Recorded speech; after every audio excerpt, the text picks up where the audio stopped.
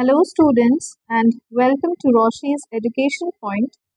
Today, we will be starting with your Ruskin Bond, the English Literature, a collection of literary selections for Class 7, Chapter 10. Today, we will be doing, and the name of this chapter is The Model Millionaire.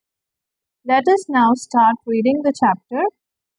Unless one is wealthy, there is no use in being a charming fellow. अगर आप अमीर नहीं हो तो सुंदर दिखने का भी कोई फायदा नहीं है. Romance is the privilege of the rich, not the profession of the unemployed. जो बेरोजगार रहता है उसके लिए प्यार व्यार कुछ भी नहीं होता, रोमांस नहीं कर सकते हैं. हाँ, ये अमीरों के शौक जरूर हो सकते हैं. These are the great truths of modern life which Hughie Erskine never realised. अब ये जो ह्यूई एरिक्सन है, इनको कभी रियलाइज ही नहीं हुई कि ये शौक सिर्फ अमीरों के होते हैं और ये लाइफ का एक ट्रुथ है जो उनको कभी नहीं समझ आया. Poor Hugh. Intellectually, we must admit, Hugh was not of much importance. अब अगर ऐसे देखा जाए तो वो काफ़ी important इंसान तो नहीं थे. He never said a brilliant or even an ill-natured thing in his life. ना तो उन्होंने कभी कुछ बहुत अच्छा बोला, ना कभी कुछ बहुत बुरा बोला. But then he was wonderfully good-looking with his crisp brown hair, his clear-cut profile and his grey eyes. लेकिन उनकी शक्ल बहुत अच्छी थी, गुड लुकिंग थे, ब्राउन हेयर्स थे, बहुत अच्छा फेस कट भी था, ग्रे आइज थी. He was as popular with men as he was with women and he had every accomplishment except that of making money. Men, women दोनों में वो काफ़ी ज़्यादा पॉपुलर हैं. बहुत सी अचीवमेंट्स हैं उनकी ज़िंदगी में, बस पैसे कमाना उनमें से एक नहीं था. He lived on 200 a year that an old aunt allowed him. अब एक ओल्ड aunt उनको 200 देती थी एक ईयर के और वो उसी में अपनी ज़िंदगी बिताते थे. He had tried everything. He had gone on the stock exchange for 6 months. उन्होंने सब कुछ ट्राई कर लिया था जो भी पॉसिबल था. स्टॉक एक्सचेंज मार्केट में भी उन्होंने 6 months इन्वेस्ट करे थे. But what was a butterfly to do among the bulls and bears? Bulls and bears are the most successful achievable things. He had been a tea merchant for a little longer. फिर उन्होंने एक T merchant चाय की दुकान भी open करी. But had soon tired of Pekoe and Souchong. Pekoe and Souchong is a kind of black tea. तो वो उससे थक गए थे बना बना के. Ultimately he became nothing but a delightful, ineffectual young man with a perfect profile and no profession. Last में उन्होंने सारे काम धाम छोड़ दिए, कुछ नहीं करते थे, तो क्योंकि उनके अंदर कॉन्फिडेंस ही नहीं था कुछ करने के लिए. तो वो यंग मैन थे और उनके पास कोई उनका खुद का प्रोफेशन भी नहीं था. To make matters worse, he was in love. अब एक तो गरीब और ऊपर से अब उनको प्यार भी हो गया.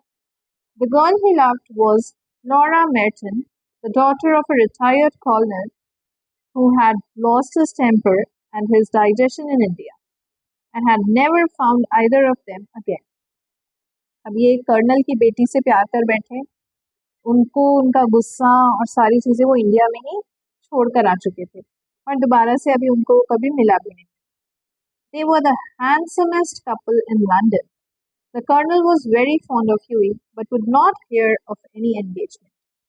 अब बहुत अच्छे लगते थे कर्नल को भी ये, लेकिन फिर भी वो कुछ आगे बात नहीं बढ़ा रहे थे. Come to me, my boy, when you have got 10,000 pounds of your own, and we will see about it, he used to say. अब कर्नल को अच्छा तो लगते हैं वो, लेकिन सिर्फ अच्छा लगने से काम नहीं होता ना, वो पैसे नहीं कमाते थे. तो उन्होंने बोला जब तुम 10,000 pounds कमाने लग जाओगे तो फिर हम इस रिगार्ड में आगे बात करेंगे. And Hughie looked very glum on those days and had to go to Laura for consolation. दिलासा लेने के लिए उसको लॉरा के पास जाना पड़ता था, कर्नल की बेटी के पास, क्योंकि उसको पता था वो इतने पैसे तो कभी कमा नहीं पाएगा. One morning, as he was on his way to Holland Park, where the Mertons lived, he dropped in to see a great friend of his. अब वो मेर्टन्स जहाँ रहते थे वहाँ मिलने जाने वाला था, तो रास्ते में जहाँ उसके फ्रेंड्स रहते थे वो वहाँ उनसे भी मिलने चला गया. कौन सा फ्रेंड है इसका? Elon Trevor. एलन ट्रेवर से मिलने चला गया. Trevor was a painter. वो बाय प्रोफेशन एक पेंटर थे. Personally he was a strange rough fellow with a freckled face and a red rigid beard. Red colour की उनकी दाढ़ी थी और बिल्कुल ही छोटे छोटे स्पॉट्स थे उनके फेस पर, वैसे ही उनकी पर्सनालिटी थी. However, when he took up the brush, he was a real master and his pictures were eagerly sought after. लेकिन जब वो पेंट ब्रश उठाते थे तो वो अपनी स्किल में इतने ज़्यादा अच्छे थे कि उनकी पेंटिंग्स बनते ही बिक जाती थी. He had been very much attracted by Huey at first, it must be acknowledged, entirely on account of his personal charm. अब वो भी ह्यूई से इम्प्रेस हो गए थे बिकॉज उनकी पर्सनालिटी ही ऐसी थी. The only people a painter should know, he used to say, are people who are big and beautiful, people who are an artistic pleasure to look at and an intellectual to talk to. अब painter के लिए ऐसे लोगों की तलाश होती है जो कि स्टूपिड भी होते हैं और ब्यूटीफुल भी होते हैं, जिनको देखने में अपने को खुशी मिलती है. Men who are dandies and women who are darlings rule the world, at least they should do so. अब उसके हिसाब से जो men हैं वो अपीयरेंस वाइज दिखने के हिसाब से और फैशन सेंस में अच्छे होने चाहिए थे. ऐसे लोग दुनिया पे राज करते हैं. However, after he got to know Huey better, he liked him quite as much for his bright, buoyant spirits and his generous nature, and had given him the permanent entry to his studio. जब उन्होंने Huey को और अच्छे से जाना, उनकी जो ये ब्राइट पर्सनालिटी है, जो ये बहुत खुश रहते हैं, कॉन्फिडेंट रहते हैं, जनरस नेचर भी है इनका, तो उन्होंने एक परमानेंट एंट्री दे दी है कि आप मेरे स्टूडियो में जब चाहो आ सकते हो, बिकॉज अब वो उसका फ्रेंड भी बन चुका है, काफ़ी ज़्यादा क्लोज भी हो चुका है. When Huey came in, he found Trevor putting the finishing touches to a wonderful life-size picture of a beggar man. अब जब ह्यूई इनके पास गए, एलन ट्रेवर के पास, तो ये एक पेंटिंग जस्ट फिनिश ही कर रहे थे. एक बेगर मैन की थी, लाइफ साइज बहुत बड़ी सी पेंटिंग थी. The beggar himself was standing on a raised platform in a corner of the studio. Beggar corner में खुद खड़ा हुआ था और ये उसकी पेंटिंग बना रहे थे. He was a wizened old man with a face like wrinkled parchment and a most piteous expression. अब भिखारी है तो एक दया वाली एक्सप्रेशन तो होनी चाहिए उसके फेस पर. उसके अलावा थोड़े बूढ़े थे तो उनके फेस पे रिंकल्स भी थे. Over his shoulders was flung a coarse brown cloak, all tears and tatters. अब उनके कंधे पर एक क्लोक टाइप का था, बिल्कुल फटा हुआ था, बिकॉज भिखारी भी दिखना चाहिए. His thick boots were patched and cobbled, and with one hand he leant on a rough stick, while with the other he held out his withered hat for arms. अभी क्या करते थे, देखो पिक्चर में अगर आप देखोगे तो ये एक हाथ से तो कहाँ गई, पिक्चर ही गायब हो गई. तो ये रही, ये देखो, एक हाथ से इन्होंने स्टिक पकड़ रखी है, दूसरे हाथ से इन्होंने हैट पकड़ रखा है और हैट के अंदर ये भीख मांग रहे हैं. इस तरीके से ये आर्म्स, आर्म्स मीन्स भीख, लोगों से मांग रहे हैं. What an amazing model, whispered Huey as he shook hands with his friend. उसने उसके फ्रेंड से हैंडशेक करा और बोला, कितना अमेजिंग मॉडल लेकर आए हो तुम. An amazing model, shouted Trevor at the top of his voice. I should think so. Such beggars as he are not to be met with every day. हाँ, सच में ये बहुत अमेजिंग पर्सनालिटी है. ऐसे बेगर्स रोज रोज नहीं मिलते हैं. ऐसी पर्सनालिटी, ऐसा पिक्चर बनाना मुझे डेली नहीं मिलेगा. Poor old chap, said Huey. How miserable he looks, but I suppose to you painters his face is his fortune. अब ह्यूई कह रहे, देखो कितना मिजरेबल दिख रहा है, कितना बेकार दिख रहा है, लेकिन तुम्हारे लिए तो यही पैसे कमाने का जरिया है. Certainly, replied Trevor. You don't want a beggar to look happy, do you? अब ट्रेवर बोलता है, ऑब्वियसली तुम्हें क्या चाहिए कि एक भिखारी अच्छा हंसे, खुशी, हैप्पी दिखे, तो उसको भीख कौन देगा. How much does a model get for sitting? asked Huey as he found himself a comfortable seat on a divan. अब एक दीवान पर ह्यूई बैठा और बैठे बैठे अब ट्रेवर से बात कर रहा है, तो उनसे पूछ रहा है कि एक मॉडल को कितना पैसा मिल जाता होगा. A shilling an hour, एक घंटे का एक shilling. And how much do you get from your picture, Alan? Oh, for this I get 2,000 pounds. अब उसने क्या बोला, इसको एक घंटा बैठने के लिए एक शिलिंग मिलेगा और मुझे इस पिक्चर को बेचने के बाद 2,000 pounds मिल जाएंगे. Genius painters, poets and physicians always get geniuses. अब उसने यही बोला कि यार तुम लोग तो बहुत कमा रहे हो, अच्छा कमा रहे हो, पेंटर्स हो गए, पोएट्स हो गए, फिजिशियंस हो गए, ये तो बहुत कमा रहे हैं. Well, I think the models should have a percentage, cried Huey laughing. They work quite as hard as you do. अब ह्यूई कहता है कि मॉडल्स को भी तो कुछ परसेंटेज देना चाहिए ना तुम्हें, तुम्हारे प्रॉफिट में से, वो भी तो तुम्हारी जितनी मेहनत करते हैं. Nonsense, nonsense. Why? Look at the trouble of laying on the paint alone and standing all day long at one's easel. अब एक जगह पर एक फोटो बनाने के लिए आप वहां पर खड़े हुए इतनी देर के लिए, तो ये भी तो मेहनत हुई. It's all very well, Huey, for you to talk, but I assure you that there are moments when art almost attains to the dignity of manual labor.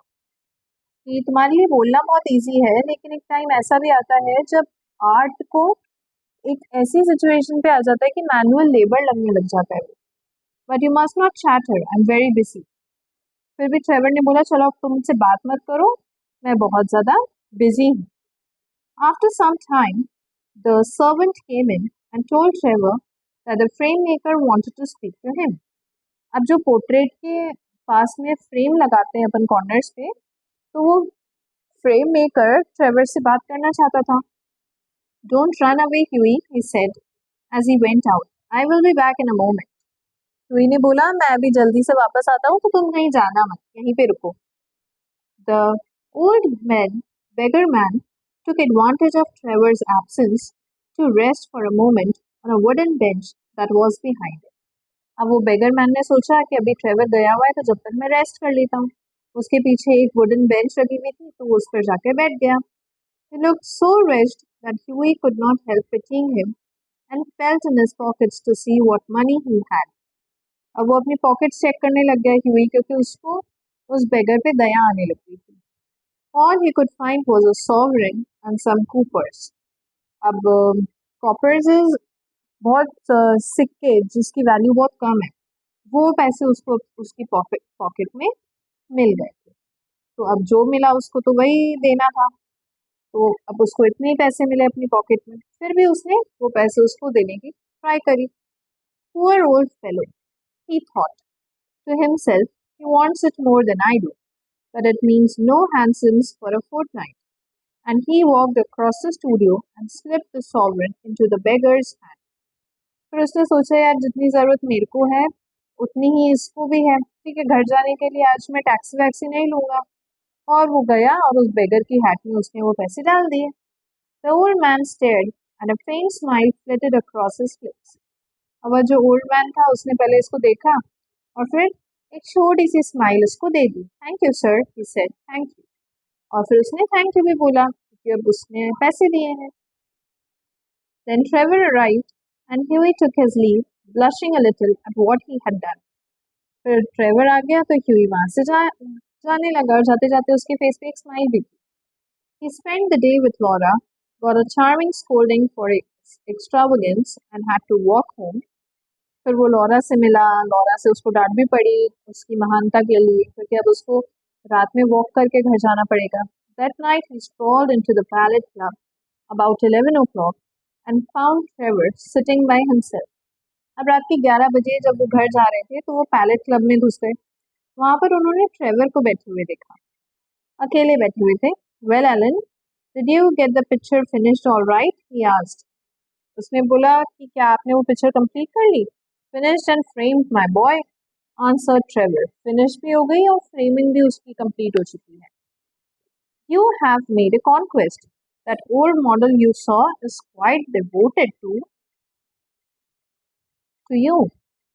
क्या आपने बहुत अच्छा काम किया है. वो जो बेगर है वो काफी डिवोटेड है. I had to tell him all about you. Who are you? Where you live? What your income is? What prospects you have? My dear Ellen, cried Huey, I shall probably find him waiting for me when I go home. अब Huey ने बोला, अब पहले Elon बोलता है कि वो तो आपके बारे में इतना पूछ रहा था कि कहाँ रहते हो, क्या काम करते हो.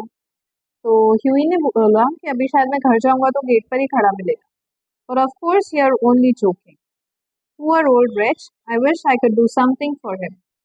फिर ह्यूई ने बोला तुम तो मजाक कर रहे हो, लेकिन हाँ मेरी सच में इच्छा है अगर मैं उसके लिए कुछ कर पाऊँ तो. I think it is dreadful that anyone should be so miserable. कि इतना किसी को दुख नहीं देखना चाहिए. I have got heaps of old clothes at home. Do you think he would care for any of them? Why his rags were falling to bits? तो उसने बोला पैसे तो नहीं है लेकिन मेरे पास ना घर पे बहुत सारे कपड़े हैं, तो क्या वो मेरे कपड़े ले लेगा पुराने, क्योंकि उसके कपड़े फटे हुए थे. But he looks splendid in them, said Trevor. Trevor ने बोला वो उसके फटे हुए कपड़े में कितना सुंदर दिखता है. I wouldn't paint him in a coat for anything. उसने बोला अगर वो कोट पहन लेगा तो मैं उसको पेंट नहीं करूंगा फिर कोट के अंदर. तो What you call rags, I call romance. तुमको वो गंदे पुराने फटे कपड़े दिख रहे हैं लेकिन मुझे तो उसी में रोमांस दिख रहा है, वो ही मुझे चाहिए. What seems poverty to you is picturesqueness to me. आपको जो गरीबी दिख रही है वो एक ऐसी पिक्चर की क्वालिटी है जो मैं बनाना चाहता हूँ. However, I'll tell him of your offer.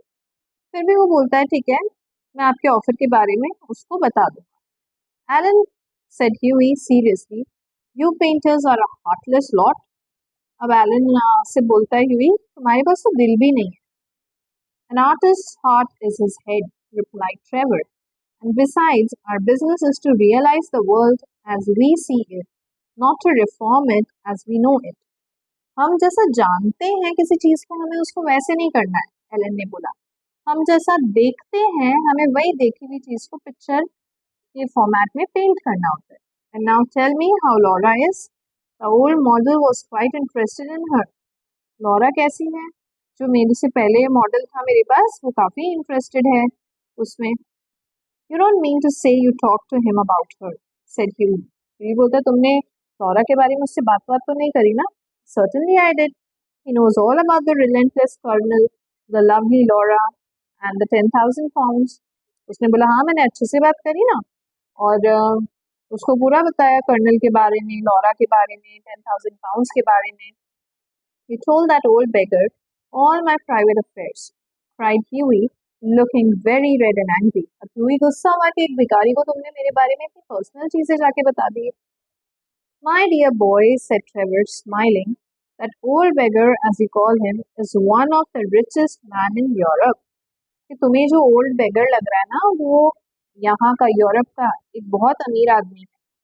He could buy all London tomorrow without overdrawing his account. वो पूरे लंदन को कल के कल में खरीद सकता है, इतना अमीर है. He has a house in every capital, dines off gold plate, and can prevent Russia going to war when he chooses. उसके पास हर एक सिटी में अपना घर भी है, सोने की प्लेटों में वो खाना खाता है, और रशिया को वॉर पे जाने से रोक भी सकता है अगर वो चाहे तो. What on earth do you mean? exclaimed Huey. Huey ने बोला तुम कहना क्या चाहते हो? What I say, said Trevor. The old man you saw today in the studio was Baron Hausberg. He is a great friend of mine, buys all my pictures and that sort of thing, and gave me a commission a month ago to paint him as a beggar. अब उसने बताया कि वो एक बहुत अमीर आदमी है, बेरन हाउसबर्ग उसका नाम है, और वो मेरा फ्रेंड है, वो मेरी सारी पिक्चर्स खरीदता है, और उसने 1 महीने पहले मुझे पैसे दिए थे ताकि मैं उसको एक पेंटर के रूप में पेंट करूं. And I must say he made a magnificent figure in his rags, or perhaps I should say in my rags. They are an old suit I got in Spain. वो कपड़े भी मैंने उन्हें दिए थे जो कि उन पर इतना फिट बैठ रहे थे और उनकी पर्सनालिटी एज अ बेगर काफी ज्यादा अच्छी लग रही थी. Baron Hausberg, cried Huey. Good heavens, I gave him a sovereign and he sank into an armchair, the picture of dismay. और उसने बोला कि वो तो गुस्सा और डिसअपॉइंटेड होकर एक चेयर पे बैठ गया पहले तो, और फिर बोला मैंने इतने अमीर आदमी को एक सॉवरेन ही दिया. Gave him a sovereign, shouted Trevor, and he burst into a roar of laughter. My dear boy, you'll never see it again. अब उसका जो फ्रेंड था ट्रेवर वो हंसने लग गया कि तुमने इतने अमीर आदमी को एक सॉवरेन दिया. I think you might have told me, Alan, said Huey sulkily, and not have let me make such a fool of myself. Huey बोल रहा है तुम्हें मुझे पहले ही बता देना चाहिए था ना, दुखी होकर, कि मैंने अपने आप को बेवकूफ बना दिया. Well, to begin with, Huey, said Trevor, it never entered my mind that you went about distributing arms in that reckless way. अब एलन बोलता मुझे पता थोड़ी था कि तुम वहां पर भी भीख देने पहुंच जाओगे उसको. Besides, the fact is that I really was not at home today to anyone, and when you came in, I didn't know whether Hausberg would like his name mentioned. कि मैं घर पे किसी को बुलाया भी नहीं था आज, और जब तुम आ गए तो मैं समझ भी नहीं पाया कि मैं बैरन हसबर्ग चाहेगा कि पता चले कि ये वो हैं, इसलिए मैंने कुछ नहीं बोला. You know, he wasn't in full dress. What a duffer he must think me, said Huey. अब एलन बोलता वो पूरे कपड़ों में नहीं थे ना, तो थोड़ा सा अच्छा नहीं लगेगा उनको. फिर उसके बाद वो बोलते हैं यार मैं कितना डफर दिख रहा हूँ उनके सामने. Huey, not at all. He was in the highest spirits after you left. Kept chuckling to himself and rubbing his old wrinkled hands together. I couldn't make out why he was so interested to know all about you, but I see it all now. उस time पर वो काफ़ी happy दिख रहे थे उसके बाद, और वो तुमने काफ़ी इंटरेस्टेड भी थे. अब मुझे समझ आ रहा है कि वो तुम्हारे बारे में इतना क्यों पूछ रहे थे. He'll invest your sovereign for you. He will pay you the interest every 6 months and have a capital story to tell after dinner. But he'll invest you. अब तुम्हारा जो सॉवरन है वो कहीं ना कहीं इन्वेस्ट करेंगे, हर 6 महीने में तुम्हें इंटरेस्ट भी देंगे. I'm an unlucky devil, growled Huey. The best thing I can do is to go to bed. And my dear Ellen, you must not tell anyone. I shouldn't dare show my face in a row. अब Huey बोलता है मैं अब ज़्यादा से ज़्यादा जाकर सो ही सकता हूँ, और तुम इस बारे में अब किसी को नहीं बताओगे, वरना मैं किसी को अपना चेहरा दिखाने के लायक नहीं बचूंगा. Nonsense. It reflects the highest credit on your philanthropic spirit, Huey. And don't run away. कि अब वो तो ट्रेवर तो बोल रहा है कि ये तो तुम्हारा नेचर बता रही है ना कि तुम सबकी हेल्प करते हो, तो इससे तुमको ऐसे भागना नहीं चाहिए. However, Huey wouldn't stop but walked home, feeling very unhappy and leaving Alan Trevor in fits of laughter. Alan Trevor तो हंसता रहा और Huey वहां से दुखी होकर चला गया. The next morning, as he was at breakfast, the servant brought him up a card on which was written Monsieur Gustave Norden de la Part de Baron Hausberg.